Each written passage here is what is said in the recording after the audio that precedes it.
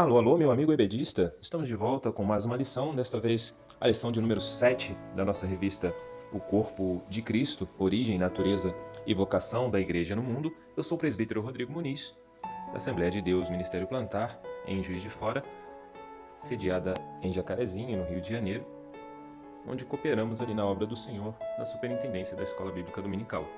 O objetivo do nosso material aqui no canal Refletindo EBD é que você tenha um auxílio complementar à lição, aquilo que o comentarista já tem explicitado de uma forma plena dentro da revista. Essa lição trata sobre o ministério da igreja.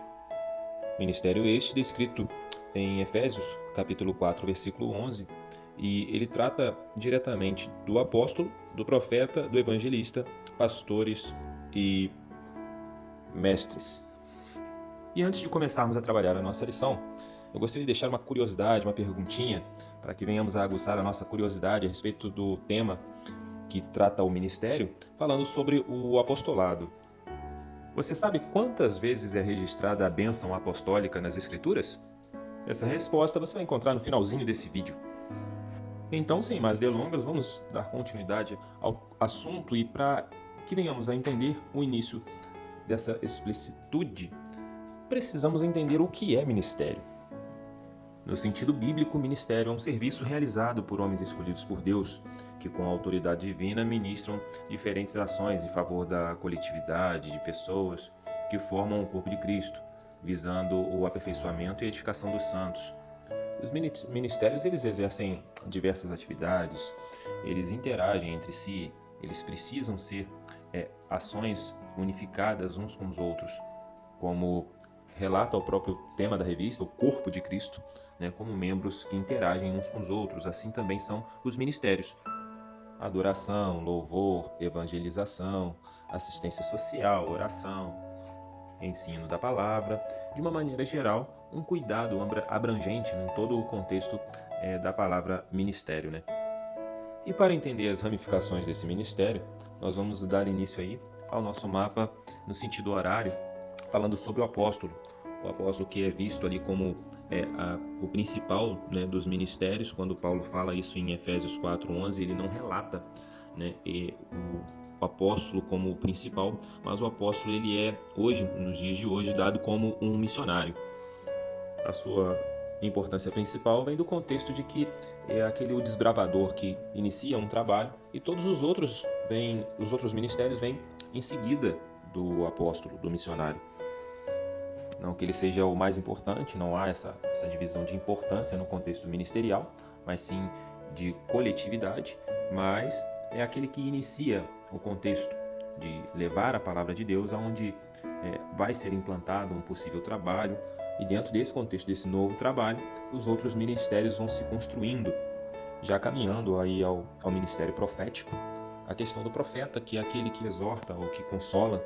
E muitas das vezes esse trabalho, um trabalho árduo daquele que tem uma vida pautada no Senhor e exerce o seu ministério profético, e precisamos entender muito bem que esse não é o dom de profecia propriamente. O profeta, ele propriamente tem o dom de profecia, mas nem todo aquele que tem o dom de profecia exerce o ministério profético. Precisamos fazer essa distinção.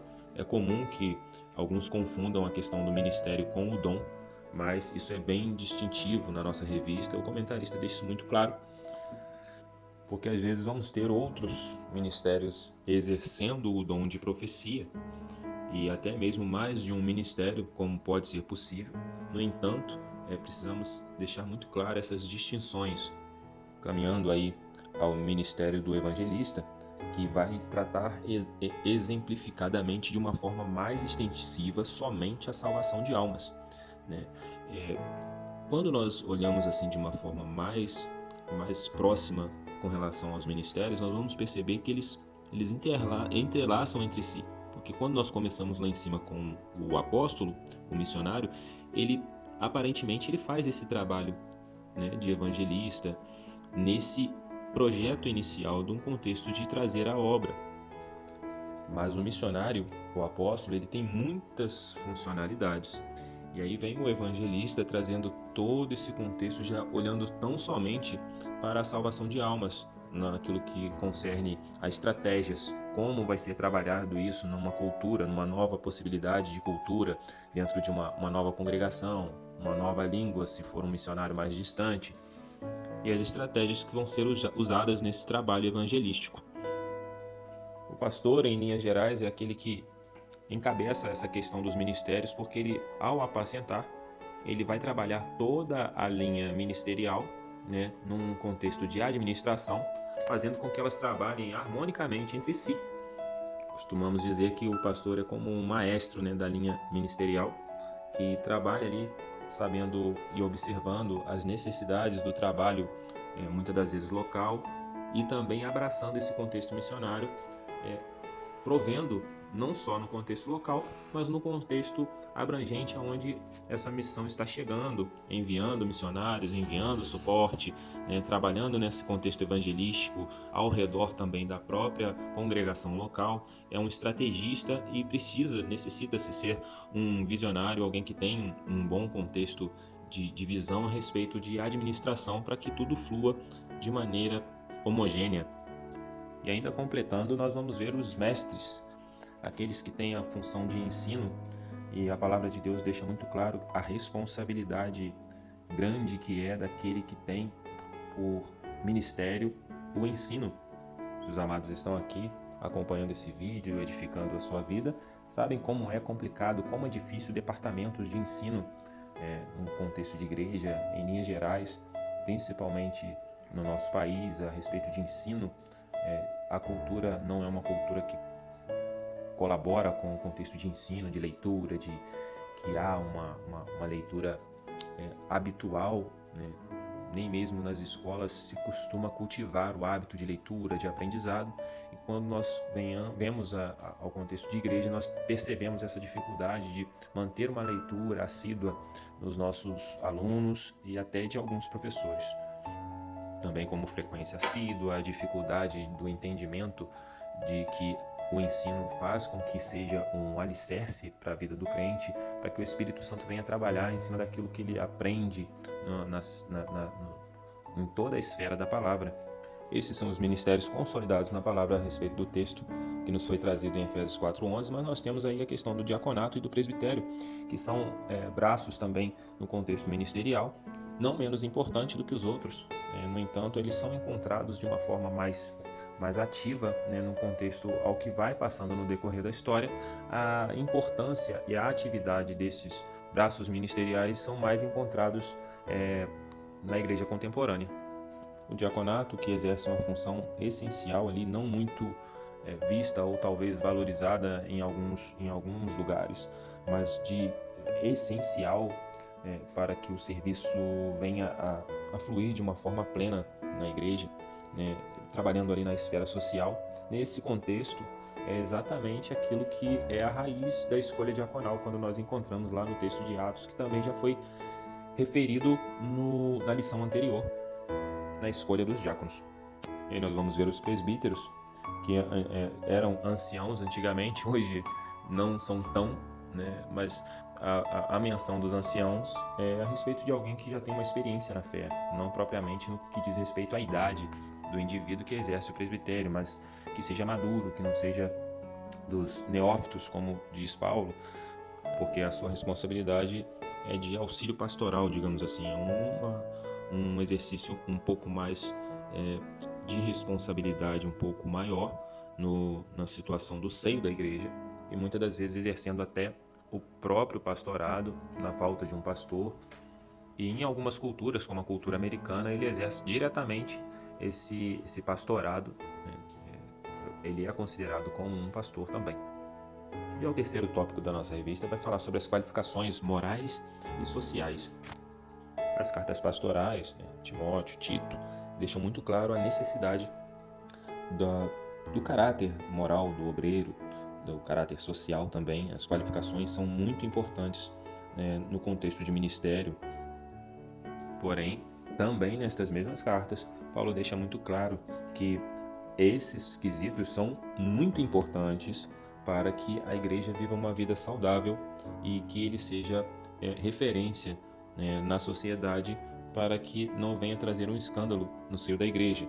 Mas é bom deixar muito claro que esses quesitos morais e sociais, eles são importantes. No entanto, somente o Espírito Santo é quem provém ministros à sua obra, uma vez que estes requisitos morais e sociais que são citados por Paulo, eles são requisitados a todo e qualquer crente, a todo e qualquer novo nascido como uma nova criatura, como um novo nascido em Cristo Jesus, precisa pautar-se a esses requisitos.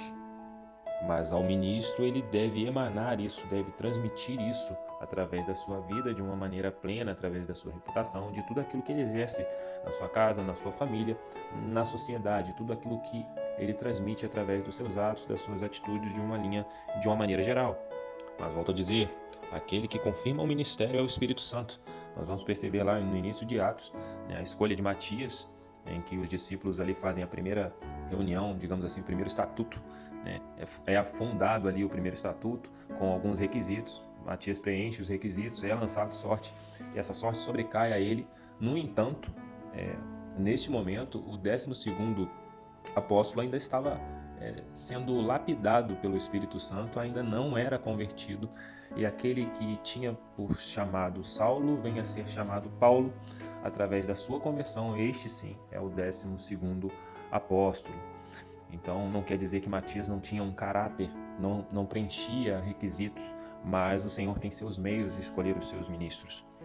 Você que nos acompanhou até aqui, curte, comenta, compartilha.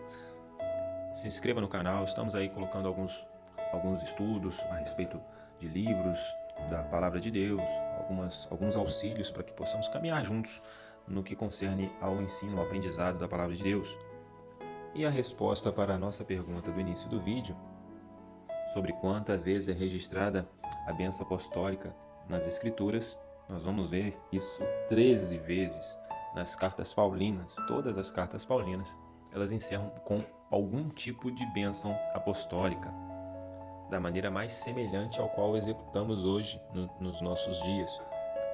As 13 cartas paulinas, elas encerram com a bênção apostólica. Nós vamos perceber que as outras cartas do Novo Testamento, elas encerram de maneira um pouco diferente, embora algumas com algum tipo de bênção, mas não necessariamente da forma, da maneira com a qual é executada nos dias de hoje. Portanto, as 13 cartas paulinas têm em sua linha geral de linguagem, no final das suas cartas, dos seus escritos, a bênção apostólica como é executada nos dias de hoje. E assim encerramos por aqui. Que Deus vos abençoe em mais uma aula neste domingo, que o Espírito Santo cubra a todos e ensine como comumente é dado ao ministério do Mestre, essa portabilidade através do Espírito Santo de encher os seus para transmitir aquilo que é devido da parte do Senhor. Que Deus vos abençoe, um forte abraço. Até a próxima.